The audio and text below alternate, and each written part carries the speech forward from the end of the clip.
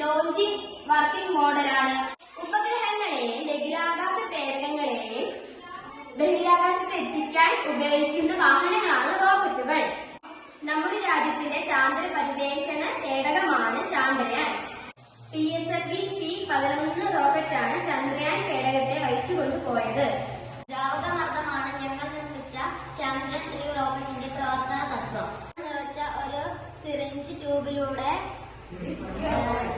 ശൂന്യമായ മറ്റൊരു സിറിഞ്ചുമായി ബന്ധിപ്പിച്ചിരുന്നു. ഒരു സിറിഞ്ചിൽ അമർത്തുമ്പോൾ ദ്രാവകമർദ്ദം കാരണം രണ്ടാമത്തെ സിറിഞ്ചിലേക്ക്